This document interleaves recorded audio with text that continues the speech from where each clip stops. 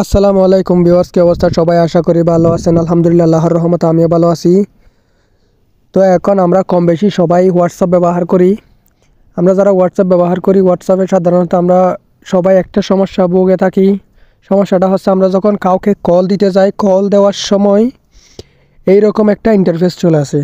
তো এই ইন্টারফেসটা কেন আসে এবং এই ইন্টারফেসটা কিভাবে নিয়ে যাব, আজকের ভিডিওর মাধ্যমে আপনাদেরকে সেটাই দেখাবো।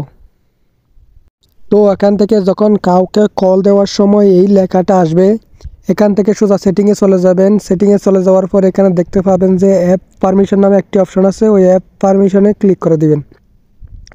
অ্যাপ পারমিশনে ক্লিক করার পর এখানে দেখতে পাবেন যে কতগুলো অপশন আছে, সবগুলো নট অ্যালাউ। এই নট অ্যালাউর কারণে মূলত কল যায় না, এগুলো সবগুলো অ্যালাউ করতে হবে। যেমন ধরেন কল লক, এটাও অ্যালাউ করে দিবেন। ডোন্ট অ্যালাউ আছে, অ্যালাউ করে দিবেন। তারপরে ক্যামেরা ডোন্ট অ্যালাউ থেকে অ্যালাউ করে দিবেন। কন্টেন্ট এটাও অ্যালাউ করে দিবেন।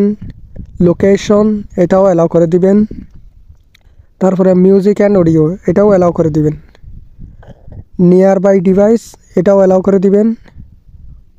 তারপরে ফোন যে অপশানটি আছে ওটাও অ্যালাউ করে দিবেন। ফটোস অ্যান্ড ভিডিও ওটাও অ্যালাউ করে দিবেন। শেষে SMS নামের ওটাও অ্যালাউ করে দিবেন। যখন এগুলো অ্যালাউ করে দিবেন তখন একটু ব্যাক আসলে দেখতে পাবেন যে কলটা ঢুকছে না, এই কলটা এখন ঢুকবে। এই যে মূলত ওই অপশনগুলো বন্ধ থাকার কারণে আমাদের কলগুলো ঢুকে না বা কোনো মেসেজ যায় না।